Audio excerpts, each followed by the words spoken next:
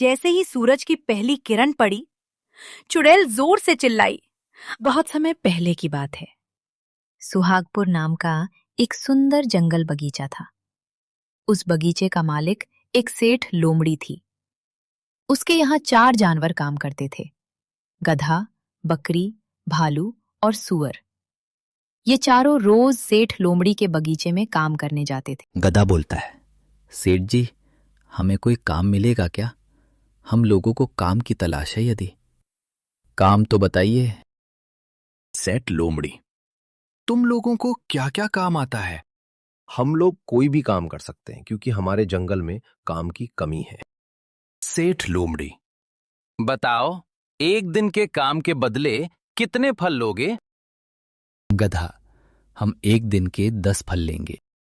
ठीक है, लेकिन पूरे 8 घंटे काम करना होगा। अगर मंजूर है तो आज से काम शुरू करो। चारों जानवर, ठीक है सेठ जी। चारों जानवर मेहनत से काम करने लगे। सेठ लोमड़ी दूर से उन्हें देख रही थी। गधा, सेठ लोमड़ी, हमें हमारी मजदूरी के फल दे दीजिए। हमें अपने जंगल वापस जाना है। लोमड़ी, ठीक है, ये को 10-10 फल। लोमड़ी, कल भी समय पर आ जाना। और फिर सभी जानवर अपनी मजदूरी के फल लेकर अपने जंगल की ओर निकल जाते हैं।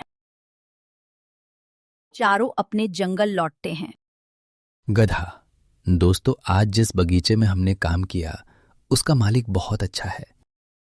हाँ, मेहनत के बदले अच्छा फल भी दे रहा है।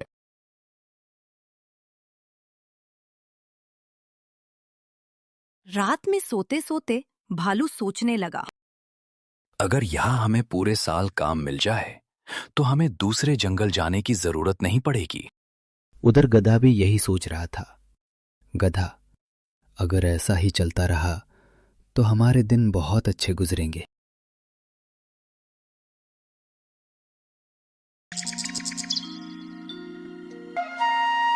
सुबह चारों दोस्त फिर इकट्ठा होते हैं। गधा, चलो भाई, आज फिर सेठ लोमड़ी के यहाँ चलते हैं। मैंने कल जो फल खाए थे बहुत मीठे थे। हाँ, मैंने भी खाए थे, बहुत स्वादिष्ट थे। सुअर, मुझे तो उन फलों में कोई स्वाद ही नहीं लगा। गधा, ऐसा कैसे? मैं तो बहुत थक गया था, इसलिए फल खाए बिना ही सो गया था। यह सुनकर गधा, भालू और बकरी एक दूसरे को देखते हैं। सुअर की बात सुनकर बाकी तीनों जानवर हंसने लगे। गधा, अरे, बिना खाए ही कैसे पता चल गया कि फल अच्छे नहीं थे? चारों हंसते हुए सेठ लोमड़ी के बगीचे की ओर चल पड़े। यार, तुम्हें नहीं लगता आज जंगल कुछ ज्यादा ही शांत है? अरे, तुम लोग बेवजह डर रहे हो। चलो जल्दी, काम भी करना है और फल भी खाना है।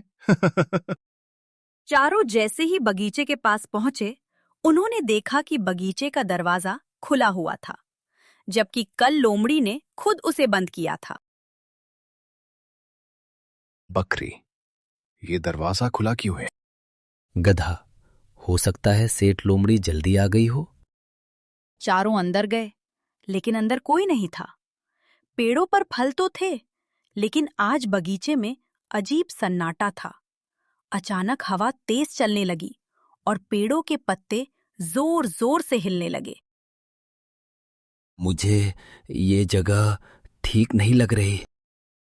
तभी अचानक पीछे से आवाज आई, तुम लोग आ गए। चारों चौंक कर पीछे मुड़े। वो सेठ लोमड़ी थी, लेकिन आज उसका चेहरा कुछ अलग था। आंखें लाल और आवाज भारी। आज तुम लोग थोड़ा और ज्यादा काम करोगे, समझे?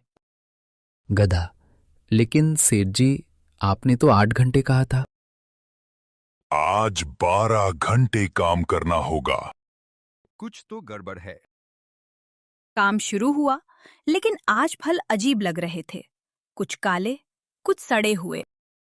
बकरी, कल तो ये फल इतने अच्छे थे, आज ऐसे क्यों हैं? मुझे लग रहा है कुछ छुपाया जा रहा है।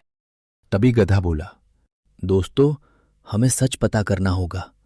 आज रात हम यहीं छुपकर देखेंगे कि असली बात क्या है। रात हुई, चारों जानवर एक बड़े पेड़ के पीछे छुप गए। धीरे धीरे बगीचे में अंधेरा छा गया और तभी बगीचे का दरवाजा अपने आप बंद हो गया। चारों डर गए। तभी उन्होंने देखा, सेठ लोमड़ी धीरे धीरे बगीचे के बीच आ रही थी। लेकिन अब वह सामान्य लोमड़ी नहीं थी। उसका शरीर बदलने लगा, आंखें चमकने लगी और वह एक डरावनी छाया में बदल गई। बकरी, ये क्या है?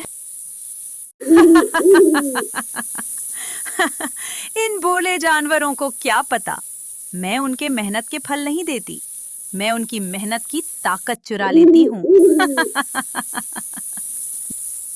तो इसलिए हमें इतना थका हुआ महसूस होता है। हमें यहाँ से भागना होगा, लेकिन ऐसे नहीं, पहले इसे हराना होगा। लेकिन कैसे?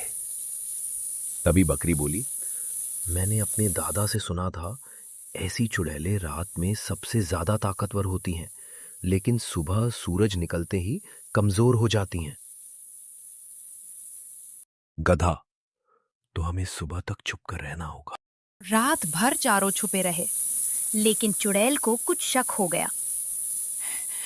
मुझे लगता है कोई मुझे देख रहा है। वो चारों को ढूंढने लगी। चारों जानवर डर के मारे सांस भी धीरे ले रहे थे। तभी सूअर के पैर से एक पत्थर टकरा गया। कौन है वहां? चारों जानवर भागने लगे। चुड़ैल उनके पीछे दौड़ने लगी। पेड़ों के बीच अंधेरे में डरावना पीछा शुरू हो गया। गधा, जल्दी भागो। सूरज निकलने वाला है। और सभी लोग डर के कारण भागने लगते हैं। इधर से उधर अपराध अपनी मच जाती है भूतनी के डर से। जैसे ही सूरज की पहली किरण पड़ी, चुड़ैल जोर से चिल्लाई, आ! उसका शरीर जलने लगा और वो धीरे धीरे गायब हो गई। बगीचा फिर से सामान्य हो गया। अब बगीचा फिर से सुंदर और शांत हो गया था। फल भी फिर से ताजे और मीठे हो गए। बकरी, अब समझ आया, असली लोमड़ी तो पहले ही गायब हो चुकी थी। और ये चुड़ैल उसका रूप लेकर हमें धोखा दे रही थी। और फिर सभी लोग खुशी खुशी उसे जंगल बगीचा में रहने लगे।